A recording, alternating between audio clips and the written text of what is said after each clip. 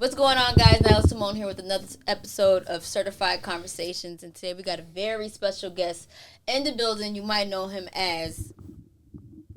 Wait, what is it that I call you? The Puerto Rican hippie. The Puerto Rican hippie. New York's biggest Puerto Rican hippie, but also just my brother, LIFEOFTHOM. Yo, what up? How are you, Tom? Feeling great. It's Tuesday.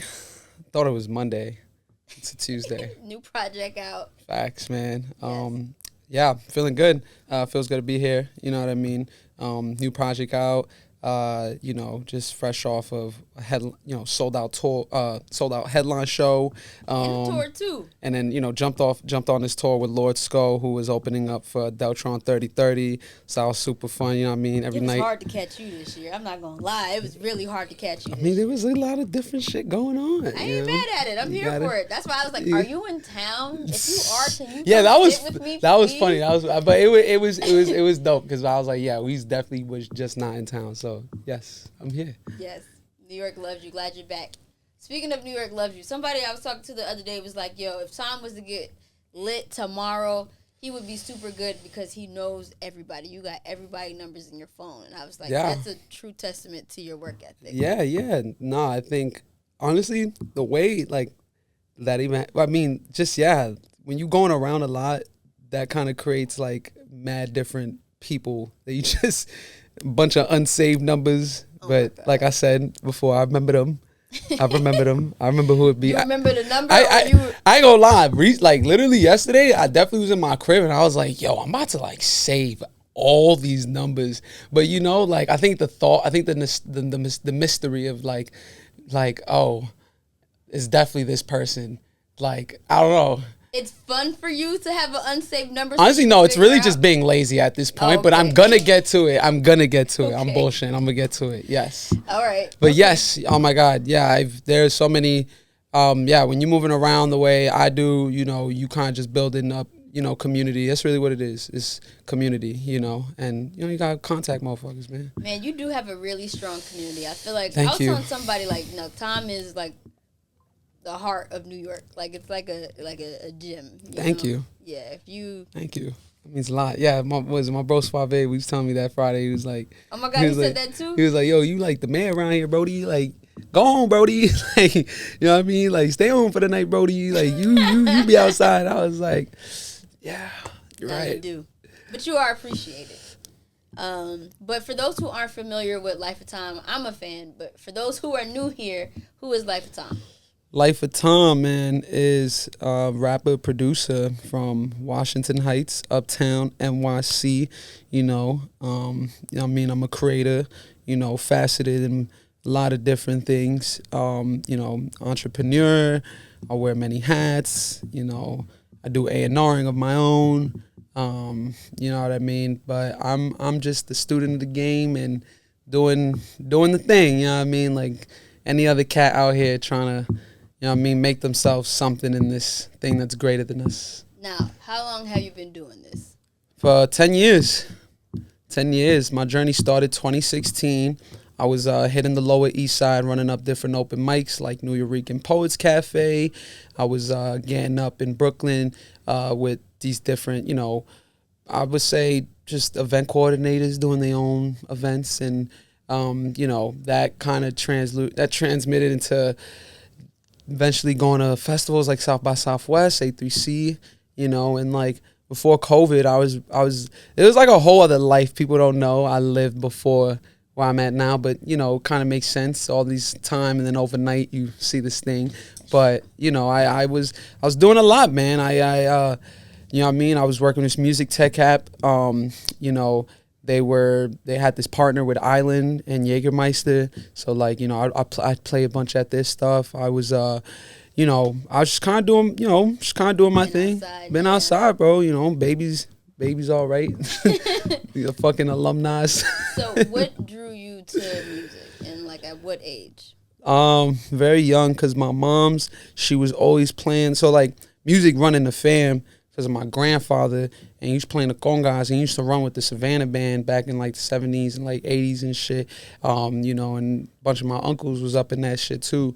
And so when I was young, you know, my mom cleaned the crib. You know, she got the Juan Luis Guerra on the radio. She got the Ludacris. She got the Biggie. She got Big L. You know, she got Beyonce. She got all the joints. And I'm like, woo, this is fire. And I guess, you know, we're kids, bro. So it's like you get older, you know, 2009, you listen to Empire State of Mind. You know what I mean? You know, it's, you know, fucking Frank Ocean popping out, Tyler the Creator.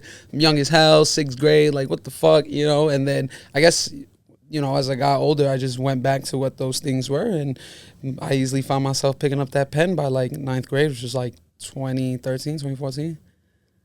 Yeah, it's a lore, deep lore. Yeah. And then, you know, beyond rap, I was just always a fan of like, you know, like Deadmau5, Avicii, Skrillex, you know, stuff in that world, rock, you know, fucking Blink-182, Smashing Pumpkins, Nirvana, you know, singers from Adele to Amy Winehouse, you know, Lady Gaga, all that, so on and so forth. I love music, man. Like, should run in my veins, man. There's never goes a day I'm not bumping the tunes. So when did you pick up producing?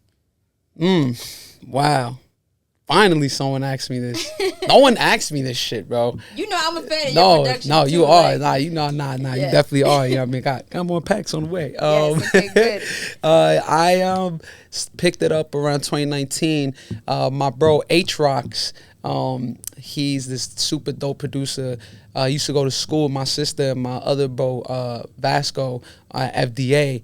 And, you know what I mean? Like, when I started doing my thing, like, he would always support. And one day I just like had FL Studio, and you know, I was always playing around with the program, you know, to the talent with it. But when I got up with him, like he's like super, like he's like one of my goats for real. Like he's nasty, and he showed me, you know, all the, you know, way around the door and stuff. And I'm a big fan of Monty Booker, so like, you know, and I'm a huge like, no one really like I'm really in tune with like the deep cut producers from like 2012, like Mr. Carmack, to like, you know, guys like Decap, J-Rob, you know, guys like Montel, you know, big dudes, you know, even guys like my boy Ramderful, you know, over in I think Korea, China. I don't know where that nigga at right now, but you know, I always, you know, I for a while, all I had on my SoundCloud was beats, and it'd be from, you know, Swam. Like, one of the first joints I ever put out was produced by Overcast, like 2016.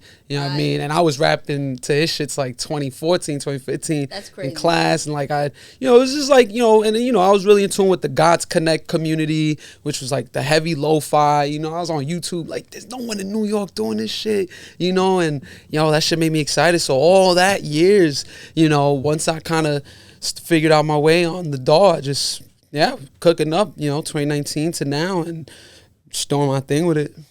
I'm just curious. It really doesn't matter, but are you that was using a super lengthy history. Yeah. Are you using FL? Yeah. FL. I go from FL to Ableton. I started with FL first. Like, I used to record in there and shit, and then figure the beats, and then Ableton. Funny, I did the way around. I was like Ableton, I'm a Fruity Loops record on, and then when I realized, like, dudes, like when I was like, yo, I need to like record like seriously, like I was watching his interviews on Flying Lotus, and I saw like he made all his shits on Ableton, and I was like, oh, fuck that, I'm gonna record on that shit, and I'm gonna make beats on Fruity Loops. And then, you know, figured out Ableton just being on the door for that long, and yeah, you know, become efficient at things. Consistency. Yeah. No, you've definitely mastered that. Thank you. Appreciate you. It's such a long way to go more, but you know what I mean? The student, man. I know, man. It's really just a starting point. Even the fact that, like, you've been working with Overcast for that long, I didn't even know that. That's... Yeah, no, we you know, it was crazy because we never was connected. It was just, you know, I've ripped, like, that's one thing. Like, we never was connected. And it was when I reconnected with him over at the, I think there was Smoke Dizza joint top of last year over at Urban Plaza. Like, I you know, I put him on, and he was like, oh shit, like, it's crazy. And like, you know, that's kind of our chemistry, you know, developed. But I always just been in tune with like the right, like, artist for so long. Like, I just always knew. Like even when Mike was like running with his early like collective like 2014, I forgot what they was called, but like shit like that. Just you know what I mean, and it just adds to the lore. See, I can tell that you are somebody who's just a fan of this. Yeah, I'm excited to be here. I love this shit, bro. Like, every crevice of it, but I'm a baby with this shit, bro. I love this shit. Like, yeah. I love that. Yeah. Well, being that you're an artist and you produce, and speaking of just great producers, obviously, with this project that you just put out. Thank you. You worked with Plain Pait. Fucking what? How did you link with Plain Pait? The story goes, him and Dr. Genius. Pat lived in LA for a second before he came back to New York. And he was out there just doing his thing. And him and Dot had some, they was just looking at stuff, ran into one of my videos off this song called Bang, almost 3 years ago going now. And yeah, we, I don't know, they hit a rift, and then they reached out to my boy James Burns, because I was recording at Brewery Studios a bunch, which is Dot's spot. And my manager Real, who wasn't then, he was just like, yo, like, all right, I know that kid James Burns, because he worked, with Dot and Pat, and pretty much he kind of put the whole play together. And I think it was like March. I'll never forget. March 27th, 2024. That's when we met. Yeah, it's 3 days before my birthday, and yeah, from there we something just clicked. And he knew, I knew, and we just went. And this was all even while like I was doing like Coco Tasso and all that stuff with Stoic, just cooking up that whole album under the cut the whole time. Did you learn, or what have you learned from working with Pat? One, patience.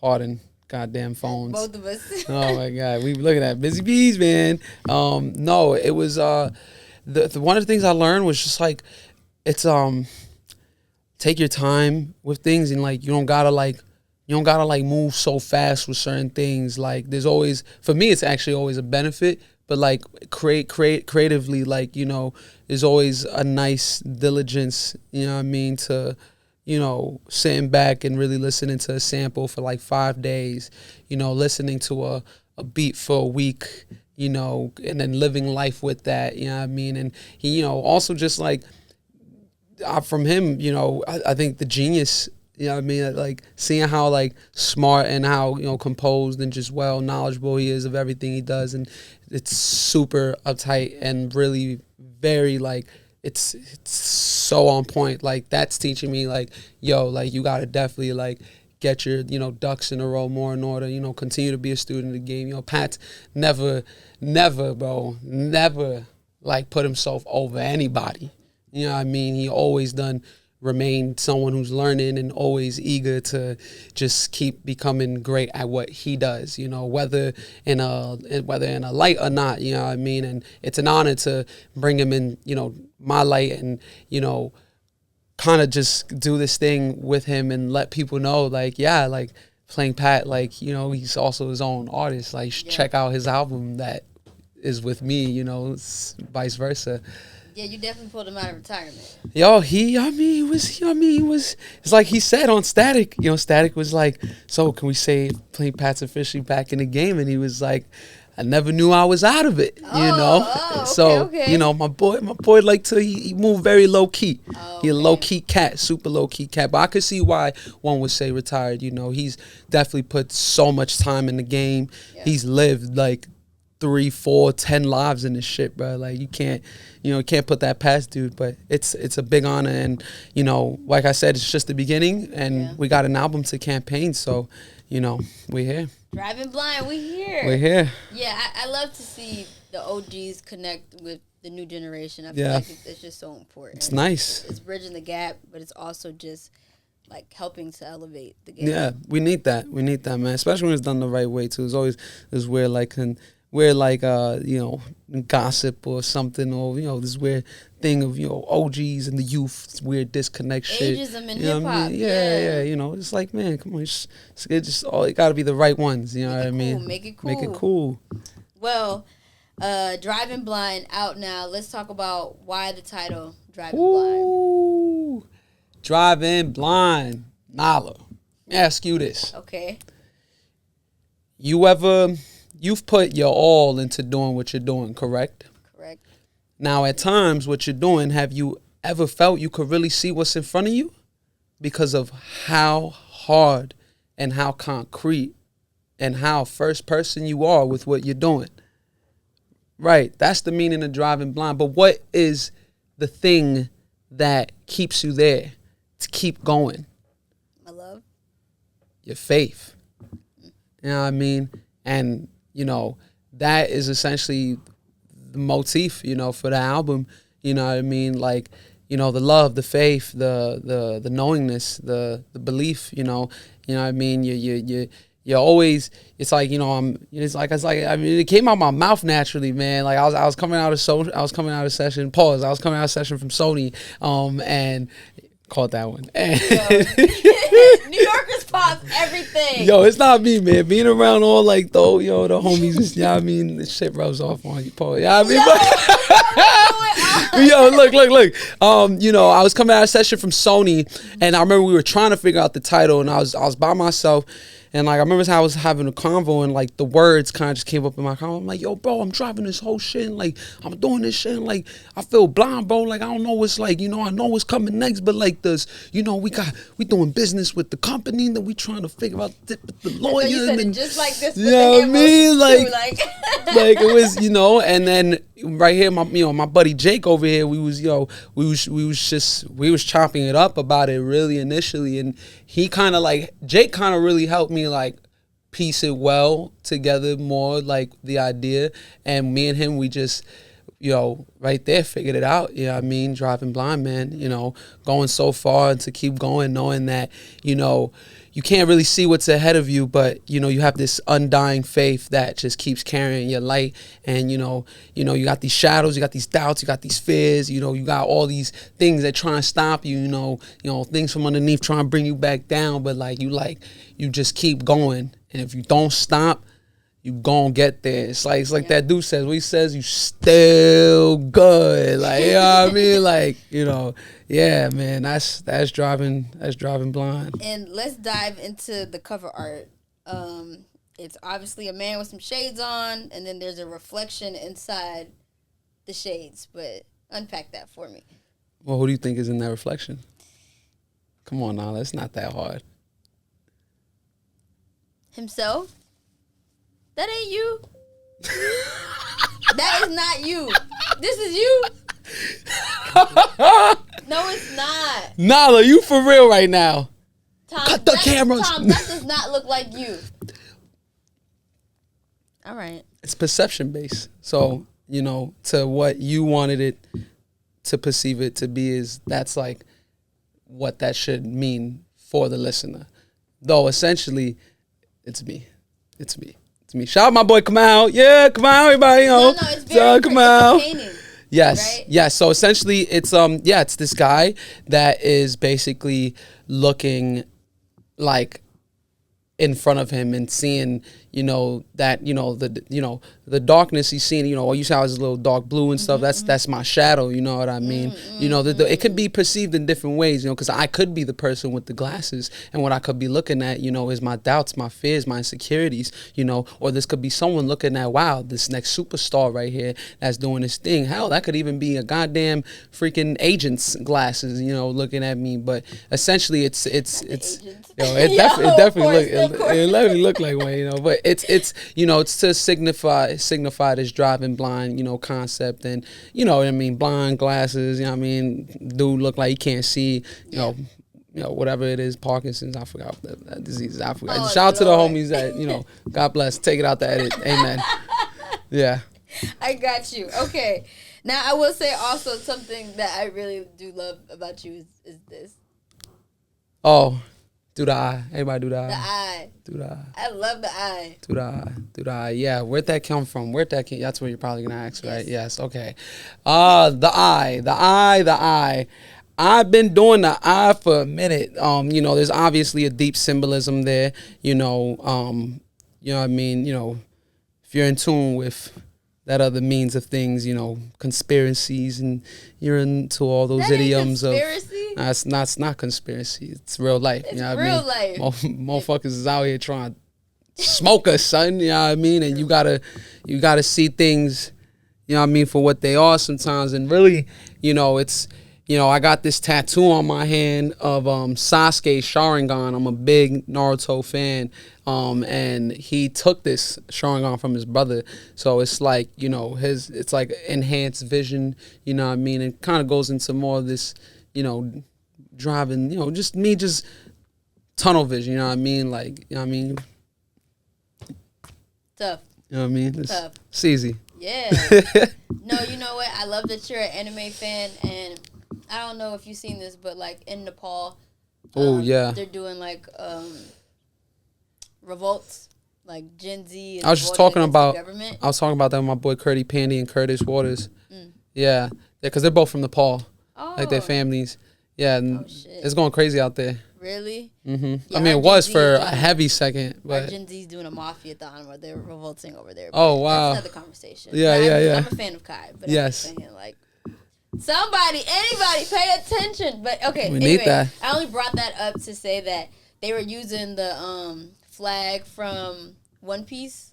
Oh yeah, as their like, as their like symbolism of like freedom, and I think it's really cool how like anime really does play a strong part in people's like spirituality, beliefs, and outlook on the world. Yeah, for surely. I think people like, I can't get into it. I'm like, where's bro, your soul? Yeah, like where's your feelings, you know, person, you know? Yeah, I definitely feel like anime been like the one thing, like, I mean, one that was super far. I read vaguely about that, but when I seen the picture, I was like, yo, but it's because it's the pirates versus the government, son. You got Luffy, you know what I mean? You got the gum fruit bros, you know what I mean? Ready to smoke up the whole, you know what I mean, Senate and everything. Get them out of here, son. Yeah, anime's a big inspiration to everybody. Everyone's a hero to themselves. You're a hero, I'm a hero, Jake's a hero, you know, Mike's a hero, you know what I mean? Everyone's a hero to their own. So it's like watching anime inspires that inner child, and I think it really gets like that imagination is like that, it's that purity, you know, and like you can't lose that. So it's like, I feel like, not to go so deep, but anime really, you know, I think that's one of the things that pulls everyone to it in general, you know? I agree. Yeah. Now, let's say what pulled me to this project. Obviously, 42nd Street was one of the singles that you led with off the album. Yeah. Which I just love, because I feel like if you know Tom, he is Mr. New York. So I'm like, for you to have a song called 42nd Street, this just makes so much sense. Nah, yeah. And you did it with your brother Sko. Yes, with Lord Sko, man, my bro. Yeah, that record right there, one of my favorite records I've ever made. I made that record last summer in my boy Andy Kim's studio. You sitting on this.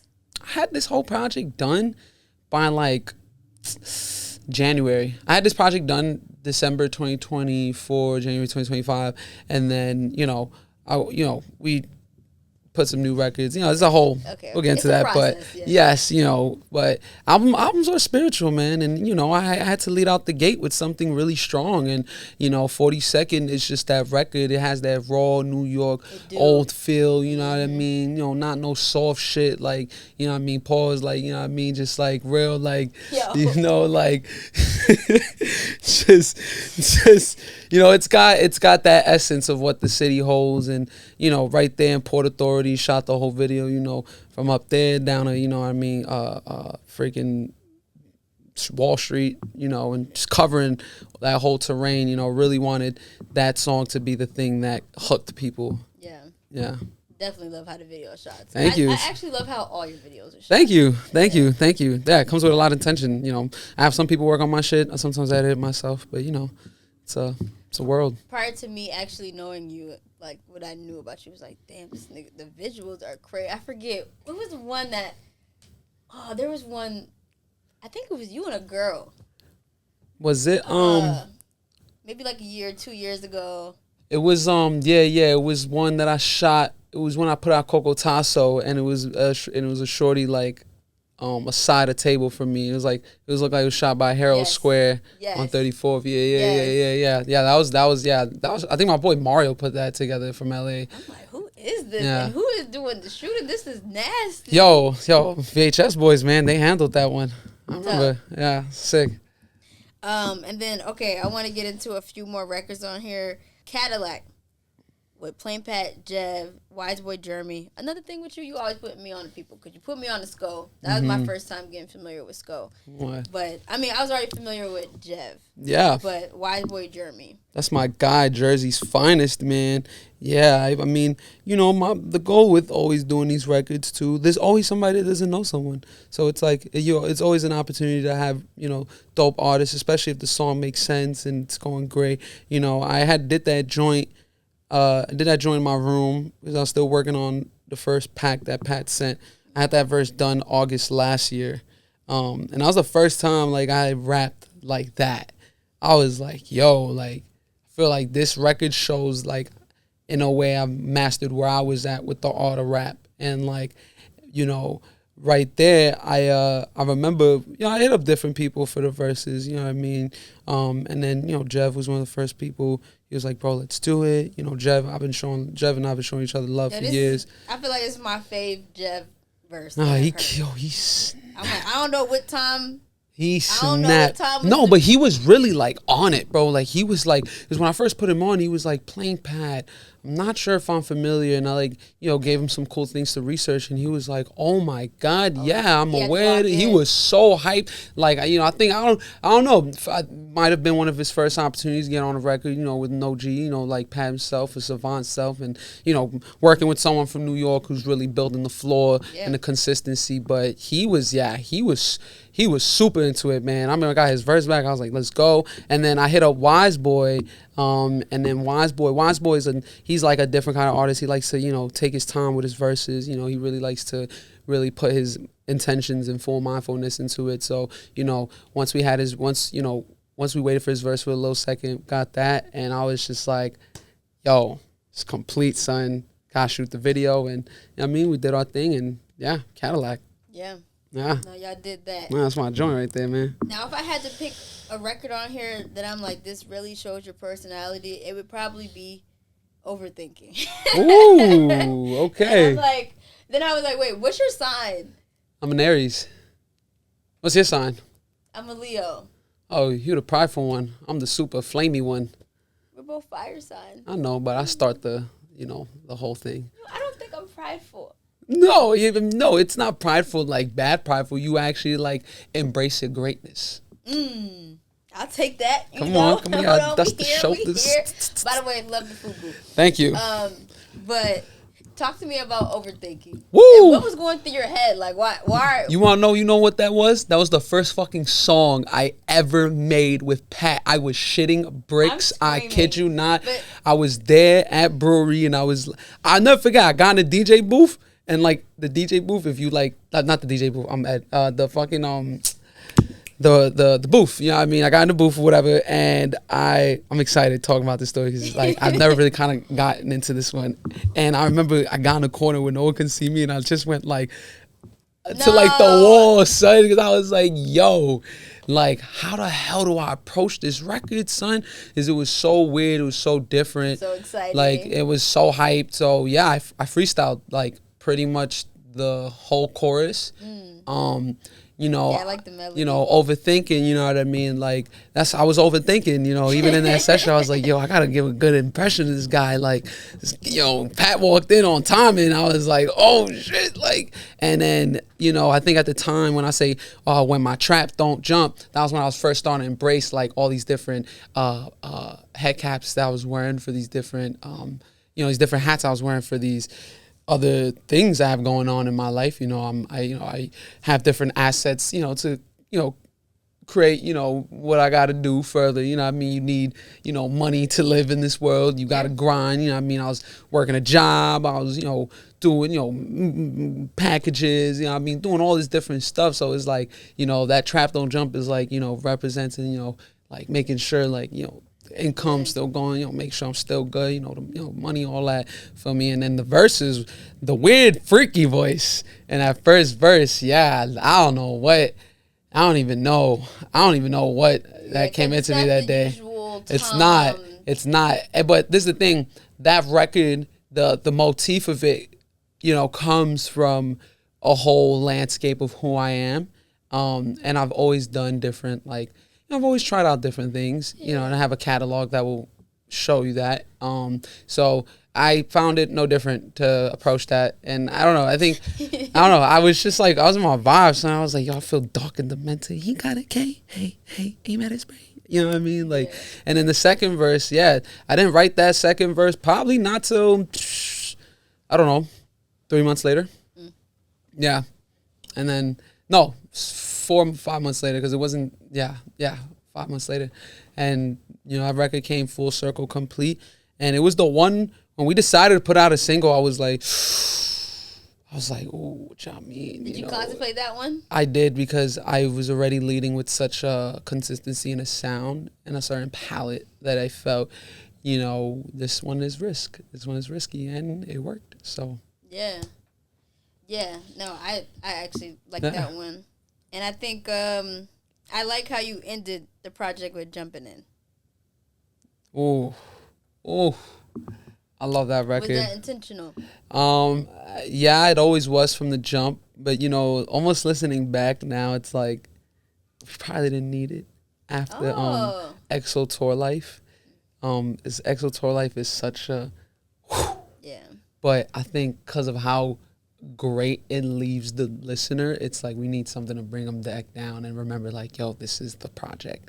And jumping in, you know, jumping out my edge, jumping off the edge of my seat for 100, you know, I made that while running that chorus. I was on a run at the beat, and I was freestyling. I was like jumping off the edge, and I was like, oh shit, you know. And that's true, because what was I doing right after? Very much going to make plays and go do what I got to do. And the verse, you know, was in a time when a lot of new things were starting to pop off for me. I think consistency was bringing me to new places, and I was just feeling really moved. And, you know, you got to jump into these opportunities. You got to jump into, you know, faith. You got to jump into, you know, new leaps of, you know, mankind. You know what I mean? Like, you got, you know, jumping in, man. Sometimes I look back at my life and I appreciate all the times leading up to now, you know, because, you know, I think I've been doing so much recently. I haven't really, like, had the time to really soak up everything crazy, because it's, like, back to back to back to back to back. And, like, that's why, like, I found myself kind of, like, taking longer walks than usual, or, like, you know, going, you know, more to, like, you know, my mom's or something like that. It's just, like, let everything come down and really seek in, because, well, this is the dreams, you know, and, you know, the dream expands and continues to. So in order to appreciate it and have that nostalgia, you have to, you know, you want to relive yesterday. Yeah. 10 years from now, I want my legacy to be phenomenal. I want it to be out of this world. I want it to be one of the greatest of the generations to ever do it. I want it to be timeless. I want it to stand the test of time. And I want it to be greater and at least closer to what the greatness is that this is beyond us all. That is what I'm looking for. Damn, he just got deep at the shit. Yeah. Hey man, I'm a man of depth, bro. Come on, man. With time, I was like, oh, okay. No, I'm make you feel it, son. Don't play with me, man. I mean, asking questions and shit, man. By the end of 2025, I hope to, you know, exceed past expectations that I had set for myself, which we've kind of met that mark. I was about to say, I feel like you've done that, but okay. Though I want to be seen. Do it again. I want to, but you know, I want to be seen as a monster. You know what I mean? I want to be seen as someone like, yo, can't touch this guy. Seriously, he's his own. He's very humble. He's straight. You know what I mean? He's consistent, and he's got his business going. He is his own person. Let him be. Let him go. I want you to know, Tom, that you already are.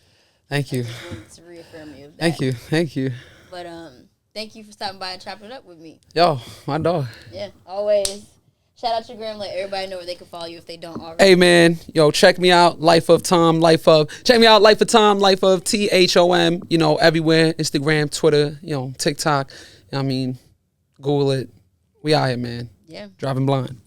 Driving Blind out now. Until next time, guys. Talk soon. Niggas gotta know we've been putting it down. This shit is certified right here. Right here. Right here. Right here.